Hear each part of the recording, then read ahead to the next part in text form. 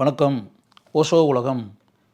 பொதுவாக மனிதர்களை மற்றவங்க குறை சொல்லிக்கிட்டே இருப்பாங்க. அதை பாராட்டுறாங்களோ இல்லையோ, குறை சொல்லிக்கிட்டே இருக்குது. ஒரு ஆள் இருக்காருன்னா அந்த ஆளை என்னையா இது, நீ என்ன பண்ணிகிட்டு இருக்க, ஆளே கிட்டத்தட்ட நீ செய்யக்கூடிய காரியம் எதுவும் உருப்படியா இல்லையா, உனக்கு என்ன இப்படிப்பட்ட காரியத்தை நீ செய்வியா, நல்ல காரியம்லாம் நீ செய்யவே மாட்டியா, நீ செய்கிறது ஒன்று கூட பாராட்டுறது மாதிரி ஒரு விஷயமே இல்லையே அப்படின்ற மாதிரி சொல்லுவாங்க.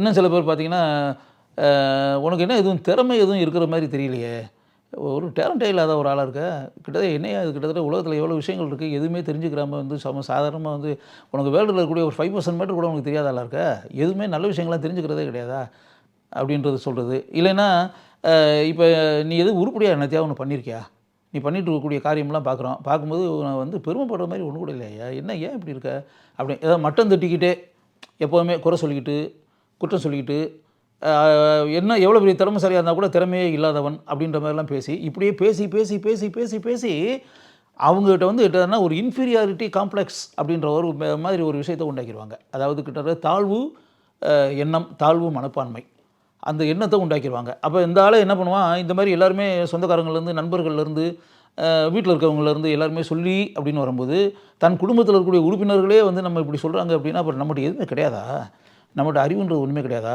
நம்ம பண்ணிகிட்டு இருக்கிறது எதுவுமே உருப்படி இல்லாத விஷயமா, நம்ம ஏதோ தப்பான வழியில் தான் பண்ணிக்கிட்டு இருக்கோமா, நம்ம எதுவுமே பாராட்டுற அளவுக்குள்ள ஒரு விஷயம் இல்லை போல இருக்குது, இருந்துச்சுன்னா அப்படி யாராவது பாராட்டிருப்பாங்களே, அப்படி யாரோ ஒரு ஆள் கூட பாராட்டலை, எல்லாருமே குறை சொல்லிக்கிட்டே இருக்காங்க. எங்கே பார்த்தாலும் ஃப்ரெண்ட்ஸுக்கிட்ட பேசினா கூட ஃப்ரெண்ட்ஸ் குறை சொல்கிறாங்க, வீட்டில் அப்பா அம்மா அக்கா அண்ணன் தம்பி தங்கச்சி அப்படின்னு பார்த்தா எல்லாருமே குறை சொல்கிறாங்க, சொந்தக்காரங்கள்லேருந்து எல்லாருமே குறை சொல்கிறாங்க. வெளியே நம்ம ஒரு அலுவலகத்தில் போய் பணியாற்ற போய் அப்படிங்கும்போது அலுவலகத்தில் இருக்கக்கூடியவங்க கூட நம்மளை தான் குறை தான் சொல்கிறாங்க, குற்றம் தான் சொல்கிறாங்க, நம்மகிட்ட மிஸ்டேக்ஸ் தான் கண்டுபிடிச்சி சொல்கிறாங்க. அப்படி இருக்கும்போது அப்போ நம்மகிட்ட அப்படி நிறைவு அப்படின்ற மாதிரி நம்மகிட்ட எதுவுமே கிடையாதா, பாராட்டுற மாதிரி எந்த விஷயமே நம்மகிட்ட கிடையாதா, அப்போ இவங்க எல்லாமே சொல்கிறது எல்லாமே உண்மை தானா, இவ்வளோ பேர் சொல்கிறாங்க அப்படின்னா அது உண்மையாக தானே இருக்கும் அப்படின்ற மாதிரி மனசுக்குள்ளே நினச்சி, இவங்க மேலேயே ஒரு நம்பிக்கை இல்லாமல் போய், ஒரு மதிப்பு இல்லாமல் போய், மரியாதை இல்லாமல் போய், அந்த தன்னம்பிக்கையை இழந்து விடுவார்கள். தன் மீதே தனக்கு நம்பிக்கை இருக்காது. இப்போ நீங்கள் ஒரு வாழ்க்கையில் உயரணும், சாதனை பண்ணணும், பெரிய ஆளாகணும், ஒரு உன்னதமான இடத்துல போய் அமரணும் அப்படின்ற மாதிரி நினச்சிங்கன்னா, உங்கள் மேலே உங்களுக்கு நம்பிக்கை வரணும்ல, உங்கள் மேலே உங்களுக்கு மதிப்பு வரணும்ல, உங்கள் மேலே உங்களுக்கு மரியாதை வரணும்ல, நம்ம திறமை மேலே நமக்கு நம்பிக்கை வரணும்ல, நம்ம மேலேயே நமக்கு நம்பிக்கை வரலைன்னா அப்புறம் எப்படி வாழ்க்கையில் எப்படி உயர முடியும், எப்படி உயர்ந்த இடத்துக்கு போக முடியும், எப்படி எல்லோரும் அனந்து பார்க்குற அளவுக்கு சாதனைகள் படைக்க முடியும்.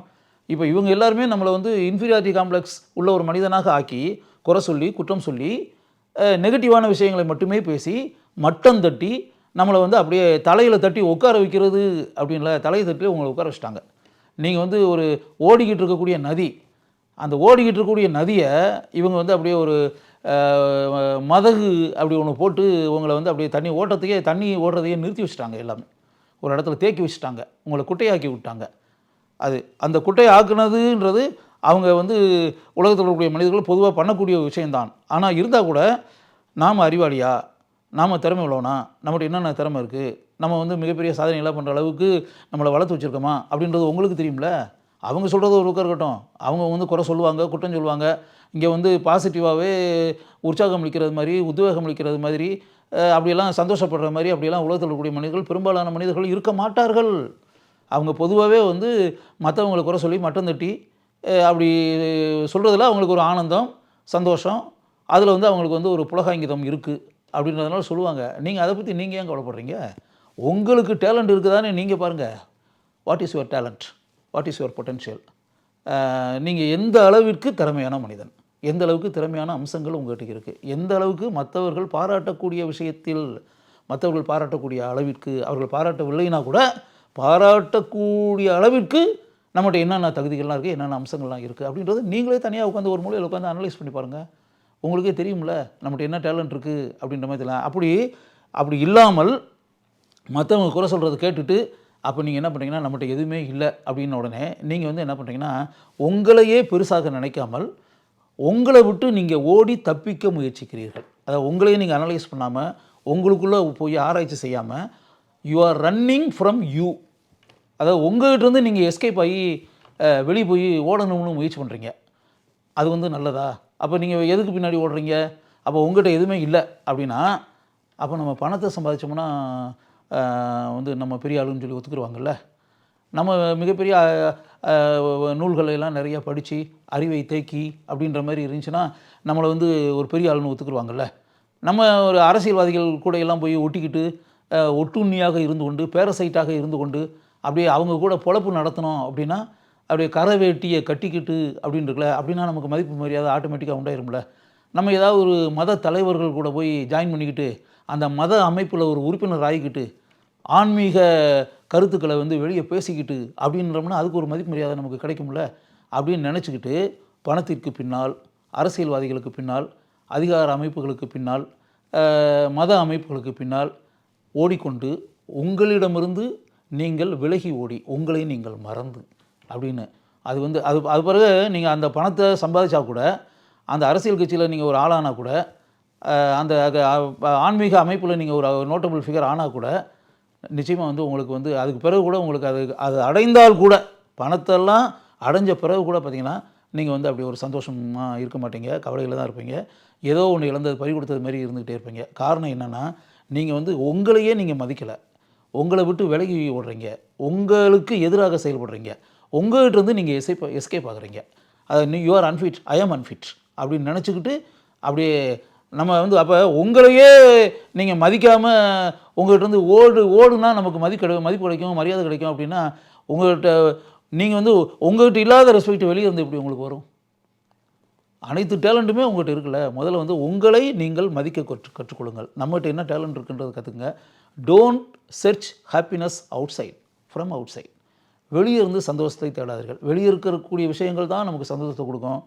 நம்ம எதுக்கு பின்னாடியாவது ஓடி தான் நம்ம சந்தோஷத்தை பெறணும், எதுக்கு பின்னாடியாவது ஓடி தான் மற்றவங்க பாராட்டுற அளவுக்கு சில காரியங்களை நம்ம பண்ண முடியும் அப்படின்ற மாதிரிலாம் நினைக்காது. முதல்ல தன்னம்பிக்கையாக செயல்படுங்கள். உங்கள்கிட்ட எல்லாமே பொட்டன்ஷியல் இருக்குது, டேலண்ட் இருக்குது, அறிவு இருக்குது, திறமை இருக்குது, எல்லாமே இருக்குது. இந்த உலகத்தில் இருக்கக்கூடிய எல்லா மனிதர்களுக்கும் எப்படி திறமைகள் இருக்கோ அதே மாதிரி உங்களுக்கும் திறமைகள் இருக்குது, அளவற்ற ஆற்றல் இருக்குது. மற்றவங்க உங்களை குறை சொல்கிறாங்க, குற்றம் சொல்கிறாங்க, அன்ஃபிட்டுன்னு சொல்கிறாங்க அப்படின்றதெல்லாம் காதிலேயே போட்டுக்கிறாதீங்க.